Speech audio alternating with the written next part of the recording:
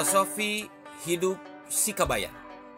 Assalamualaikum warahmatullahi wabarakatuh. Sampurasun dulur nu aya di lembur baraya nu aya di kota pamiarsa sadayana.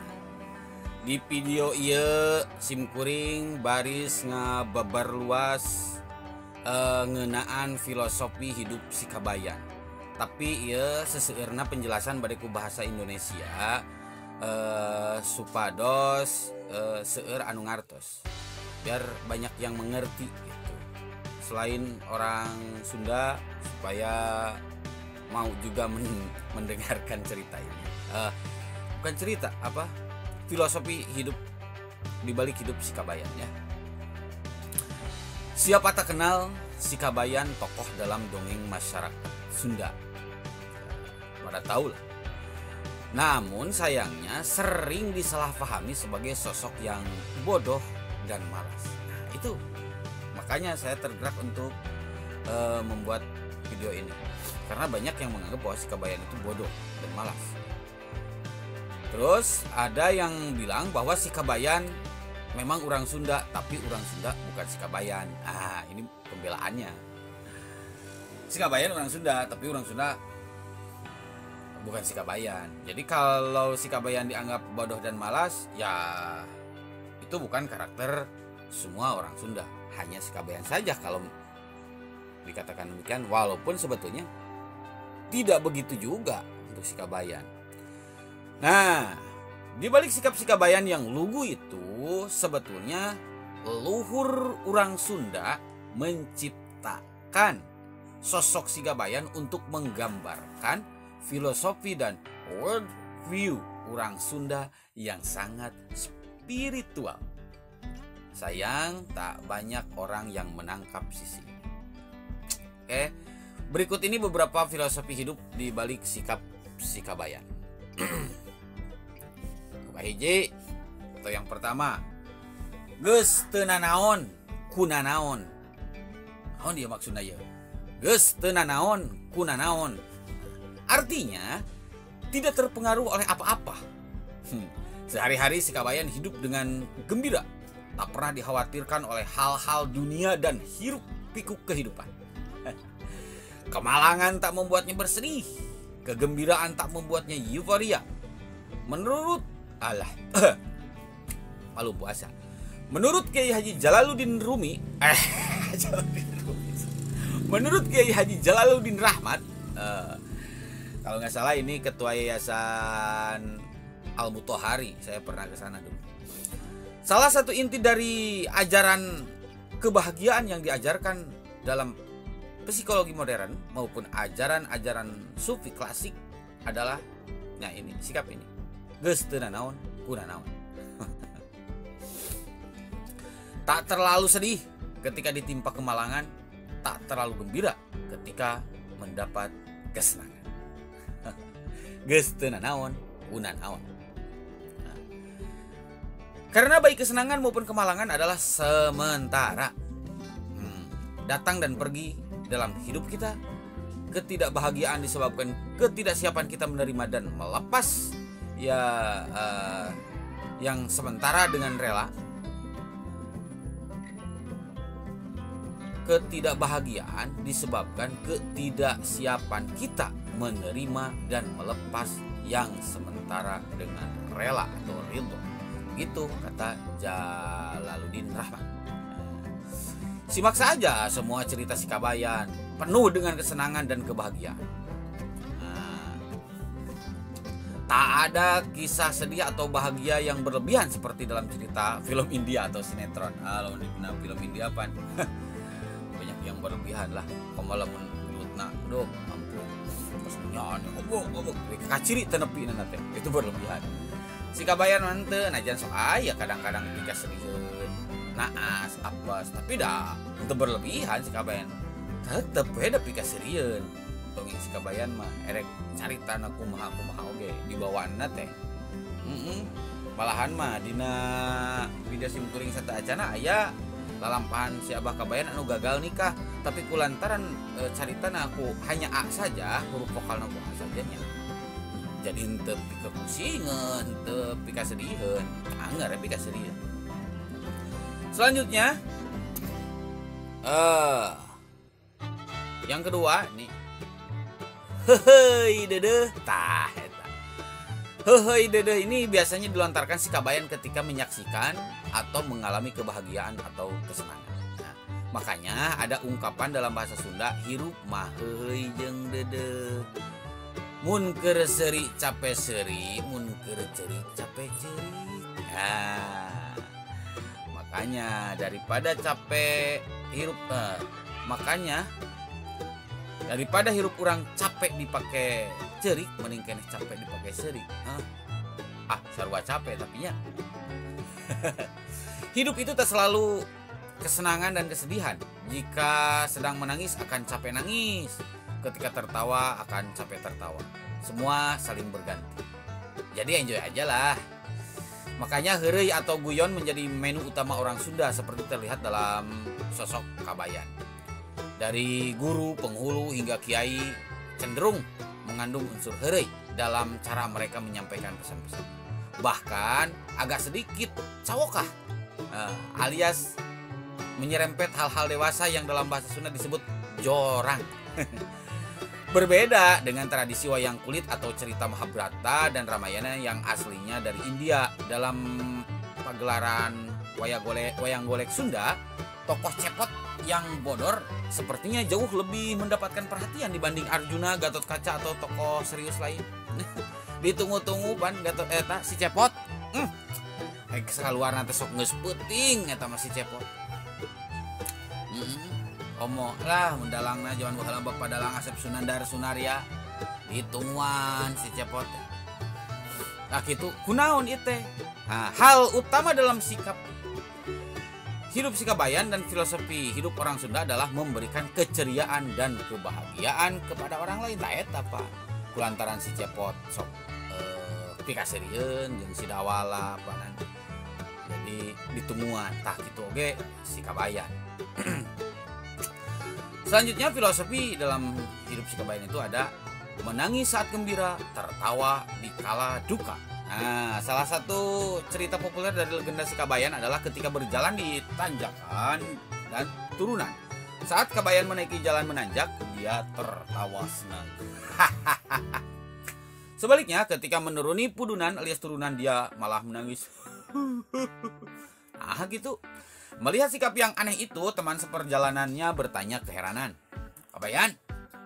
Salah. Kabayan menjawab bahwa ketika di tanjakan dia tertawa karena dia yakin bahwa tanjakan pasti, bahwa kalau ada tanjakan pasti nanti ada turunan. Karena itu dia bahagia memikirkannya. Dan ketika berada di turunan, dia sedih karena turunan itu akan segera berlalu dan tanjakan akan dia hadapi. Sikap ini menunjukkan bahwa kita hidup tidak terpaku pada sesuatu yang kita alami sekarang, tetapi melihat jauh ke depan atau futuristik. Benar futuristik. Memandang jauh ke depan atau dalam istilah di Iran itu Khumain.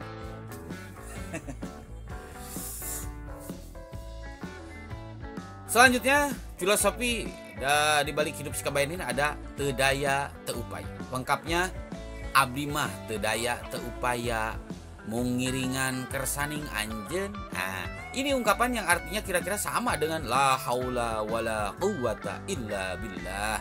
Tidak ada daya dan upaya kecuali dari Allah. Orang Sunda melihat kehidupan seperti wayang atau bayang-bayang yang hidup karena dimainkan oleh dalang. Wayang sama sekali tak memiliki daya dan upaya kecuali digerakkan oleh dalang. Melalui pemahaman akan filosofi-filosofi di atas, mungkin kita bisa melihat dengan cara berbeda kisah-kisah si kabayan ini. Produktivitas, kerja keras, hal-hal duniawi yang menjadi fokus hidup kita sekarang memang akan menyulitkan kita mengapresiasi sosok si kabayan. Kita cenderung melihat sosok si kabayan ini yang malas, bodoh, dan lain-lain. Padahal semua sikap si kabayan bisa jadi antitesis terhadap kehidupan modern yang terlalu cepat sehingga melewatkan kegembiraan kecil dalam kehidupan sehari-hari.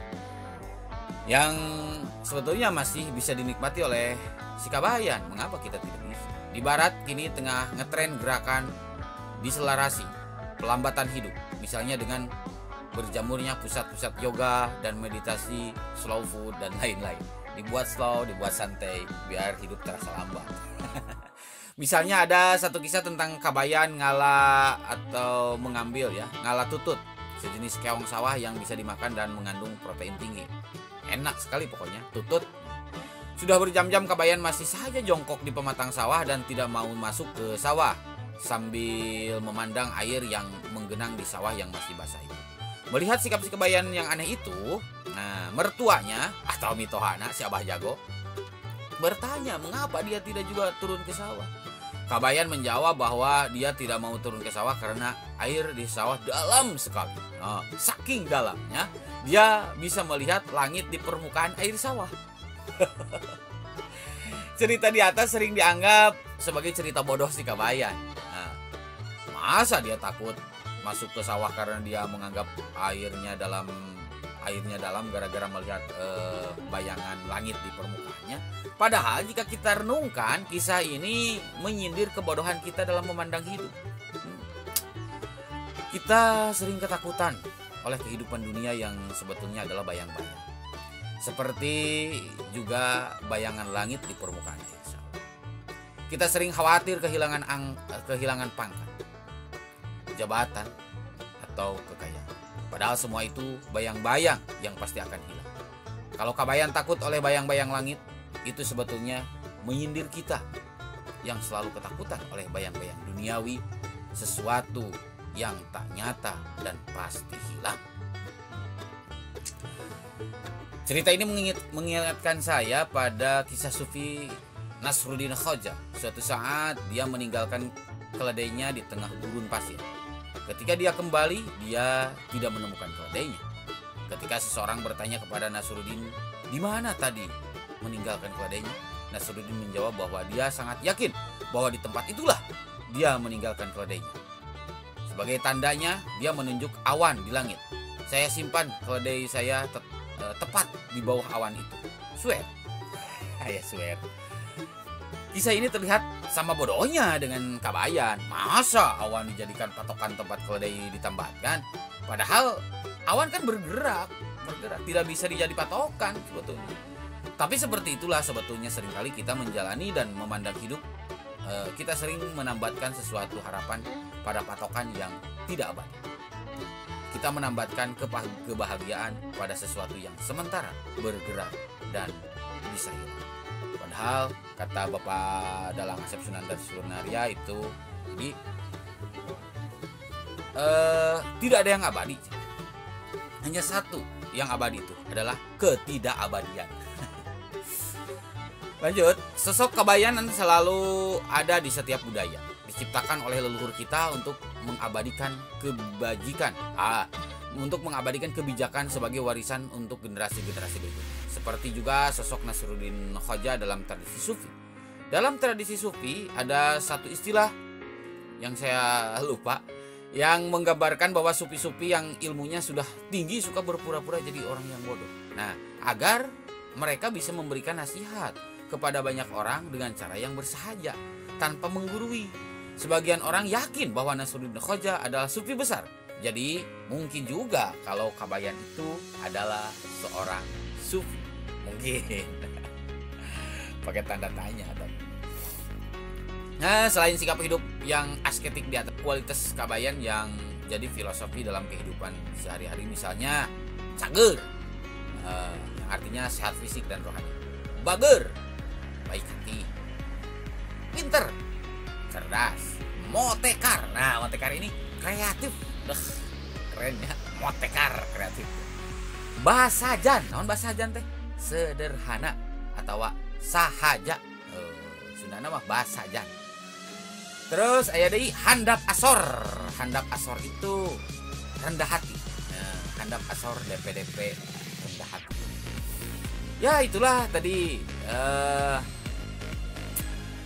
apa tadi teh naon sikap filosofi di balik hidup si Kabayan. Mudah-mudahan ada manfaatnya dan mudah-mudahan kita bisa mengambil hikmah, bisa mengambil sisi baik dari kehidupan Sikabayan, dan kita tidak lagi memandang Sikabayan itu seorang yang malas, bodoh. Jika pun ada salah satu dua cerita yang menggambarkan kebodohan dan kemalasan Sikabayan, itu hanya sisi lain dari Sikabayan yang nanti tentu di balik cerita itu kalau kita resapi akan ada sisi positifnya yang kadang-kadang itu hanya menyindir kepada kita tentang memandang kehidupan. Oke, sekian video kali ini, mudah-mudahan ada manfaatnya. Jangan lupa like dan subscribe atau subrek gitu.